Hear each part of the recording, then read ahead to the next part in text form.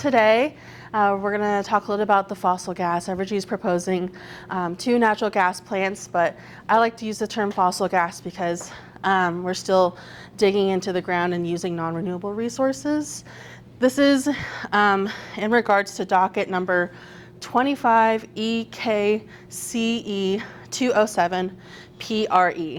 All right, so I am learning so much about the KCC process, and it's a doozy. And the way that they move their legislation and policy is through these docket numbers. So if you want to look specifically at what we're talking about, what we're advocating for, it's in regards to that docket number. If you just go to the KCC website and search that docket number, that would pop up as well. And there is a wealth of testimony from Evergy folks, from local government folks, and other folks who are intervening in this docket as well. So I want to talk a little about who we are as CEP and what is fossil gas, health impacts of fossil gas, why invest in renewable energy, what is the KCC? I feel like everyday folks might not know what a Public Utility Commission is and aren't really too familiar with it, right? We don't see them on our ballots, and folks are probably like, what's going on there? So I want to just give you a little bit overview about that, and then we'll tell you how you can take action today, and then pass it over to my other colleagues. So I'm Christina Haswood with CEP, and then I believe here is a QR code if you want to go ahead and get your phone out and scan. It'll take you to a page that talks a little bit more about this docket as well. And then on our CEP website, we have a little web page as a blog post, and it tells a little bit more about the background of this project, of these natural gas, fossil gas plants that are being proposed across the country. This isn't just a Kansas thing. This is happening in many other states with the demand of data storage, with the demand of AI and all that. All right, so I'm going to give a brief overview of what is fossil gas, often referred to as natural gas, and these are non-renewable resources, gas from our planet to fuel and burn electricity, or to conduct and create electricity. This mine gas is sent through pipelines to a processing plant to be converted into energy. These plants produce methane and are prone to methane leakages from the mining stage all the way to household generating electricity. The 2 proposed gas plants are in Reno and Sumner County. From what I was looking at, they said in Hutchinson, the city of Hutchinson, but in Sumner County, I don't think there was a city quite given. I know there was coordinates given for these proposed locations. So if we think a little bit about who might be directly in it, the city of Hutchinson, the residents of Sumner County, rural folks, families, agriculture, animals and plants, and with anything of industrial impact, I think these are populations, groups that we need to consider right when we're building anything that might be disruptive to the environment and disruptive to folks' health. So those are a few things to kind of put into perspective. So we want to be mindful that when we want to be mindful of the air and what we are putting into the air, that even though it's in one location, it will go up and it'll blow where the wind takes it. So at Climate Energy Project, we believe that investing in renewable energy and building resiliency in Kansas for clean energy and solutions is one of the best foot forward in the energy spaces. Fossil gas is not the only option, nor is it the most affordable option in the long run. If utility companies put their efforts into renewable energy such as wind and solar and battery usage of that space, we could all be saving money. And renewable energy not only is reliable, affordable, and sustainable, but is also the best option for the environment, which means you and your family. So we know how this can be definitely a topic in many communities. I know in Douglas County, it was to the city and county. So we see policy, we see these discussions at different levels of government and input in different levels in community, different types of community. So what is the KCC? Do you guys know what the KCC is? Have you heard of them? So I feel like they don't get much of the columns in the newspaper and online, but they're actually a pretty important group. Every state has what's called a Public Utilities Commission, or some form in that way. And here in Kansas, ours is called the Kansas Corporation Commission. Now, the way that we have 3 of them, and each 3 folks are appointed by the governor, and they have 4-year terms. So right now we have these 3 commissioners. So this is a appointment process. We don't elect these folks in. So each state has these PUCs, and they're responsible for reviewing these docket cases. They're responsible to really look into and be in our best interest as Kansans, as hardworking Kansans, to either approve, disapprove, or make recommendations to these dockets, because likely they will affect our utility rates, us as ratepayers in the utility industry. They also review utility projects such as this docket that we are advocating against. And then the way that this policy and legislation is, these docket numbers are similarly in this format. I come from the legislative side, so I'm used to seeing SB, HB. So learning more of this process has been really interesting. And there's a public comment period oftentimes with these dockets. So the period begins, you submit written testimony on the KCC website on the homepage tab, and then you click to Your Opinion Matters, and on the right side of the hand page. And then so I believe the KCC only accepts these written testimonies in comparison to other legislative processes. Maybe like your city or county might accept Zoom testimony. All right, so utilities oftentimes have this process. When we say Evergy is a utility monopoly, we have no choice but to be Evergy customers. Now that is such a process in itself, right? That we don't have a public utility that serves all of Kansans, and how Evergy became our own utility. But that's definitely a deep dive if you want to go into how we got here. But the utility process, spending, and then regulators review and approve, and utilities recover money from customers. So what's happening here, and often what happens, is that a utility will propose a, in this case, $2 billion project for these 2 fossil gas plants, as well as a solar farm. And in these packets, they will ask the Public Utility Commission to approve these. And then oftentimes that will impact our rates as ratepayers, which would leave us with the bill of subsiding these costs. So oftentimes this is more of a economical profit for these utility companies in comparison to something that's more affordable, cheap and reliable, such as renewable energies. So that is more of the profit mindset of how are these building wealth. And then a little bit more into that, how utilities will fund these projects with bank loans and shareholder monies from Wall Street to stockholders, and then how businesses will financially invest in these companies, and how this is a system of that. Utilities make a significant amount of profit when investing in these gas projects. So utility companies oftentimes break even or don't really make a profit of providing us the energy. It's usually coming from these projects.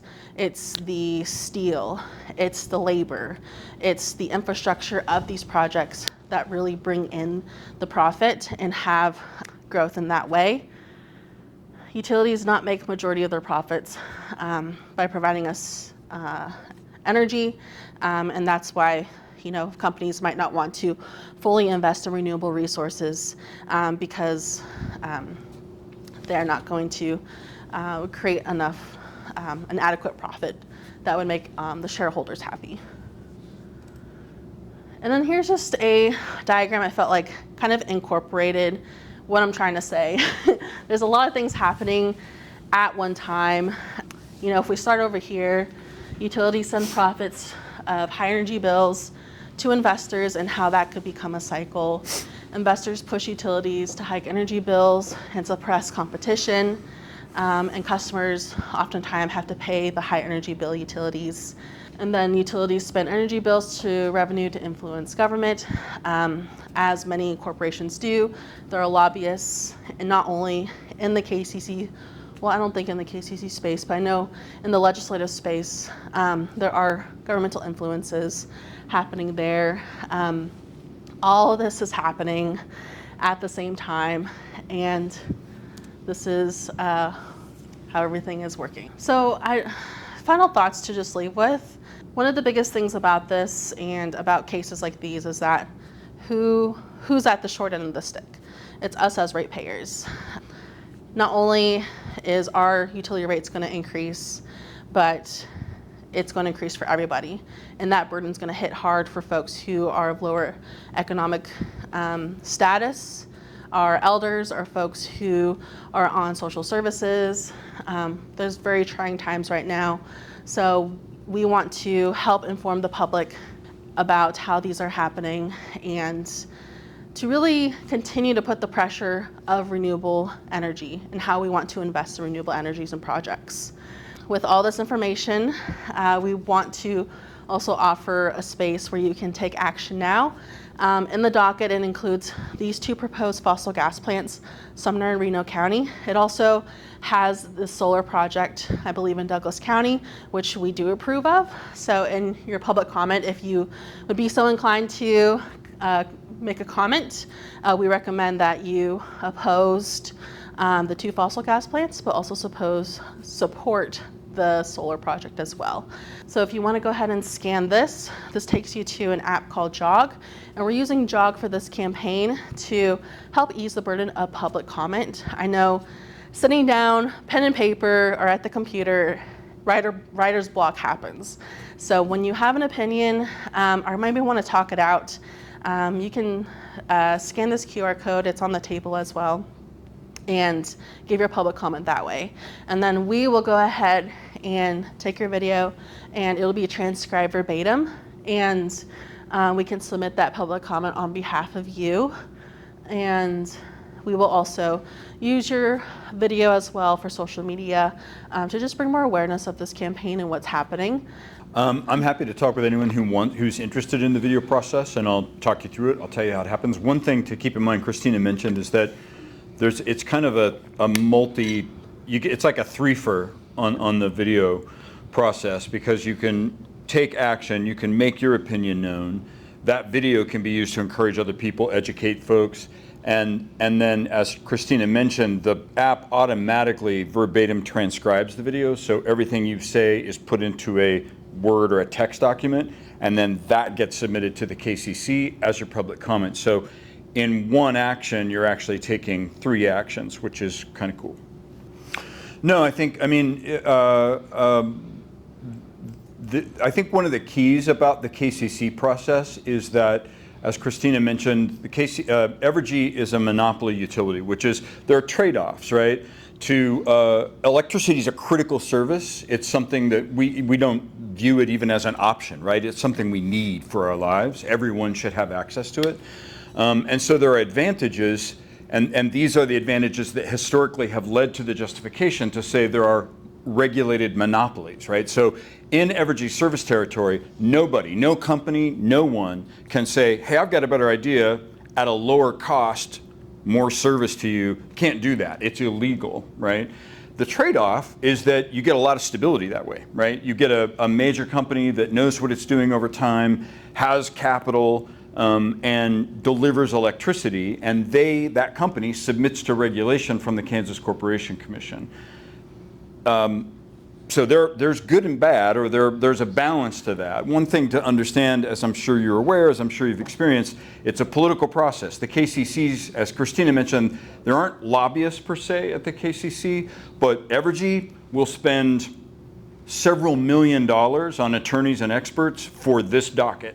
And they have several dockets at any given time in front of the KCC, so there are millions of dollars flowing into the KCC, and that's attorneys, that's technical experts, that's engineers to make the case for the things that any intervener in the docket wants or doesn't want. So the voices that often don't get heard there are individual ratepayers.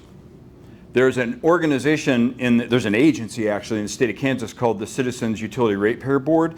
And it's a great organization. It's created by statute to be our voices, right? So any of us, no matter who we work for, no matter what our advocacy positions are, if we pay rates, if we pay for utilities, the Citizens Utility Ratepayer Board is our representation. But they're funded, their budget comes from the legislature. And if the legislature doesn't fund them, they're very limited in what they can do.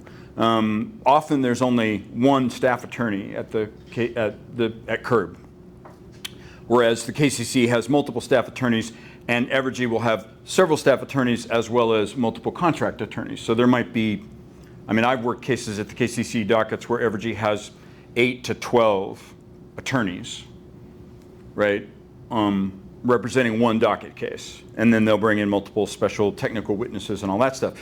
And the Citizen Utility Ratepayer Board cannot compete with that. It just ain't gonna happen, right? And the legislature is not gonna allocate that money for them to do that. They don't have an interest in doing that in this case. So it's important to know that these are significant decisions that are being made at the KCC that affect every single one of us. And these are hard cases. They're technical, there's a lot that goes into it. There are those of us who take advocacy positions on multiple sides of this, but it's never to say, I mean, there are some of these cases which I think are more cut and dry, but most of them there's a lot to be considered.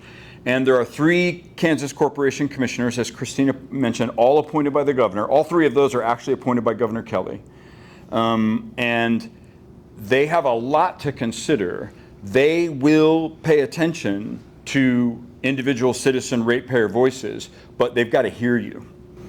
And you know, it's difficult.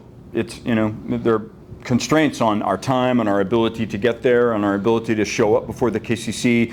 If you're not intervening in the docket, you can't even have access to all the information. A lot of it's confidential. So what you speak from as a citizen is, what do you have at stake? Are your bills going to go up? Are you going to get what you think you deserve or that you're paying for from your bills? And is the type of electricity service you're getting what you want? Because all electricity has cost, right? In addition to what we pay on our rates, on our bills, every source of energy has cost-benefit sort of portfolio. And we get to have a say about what that looks like.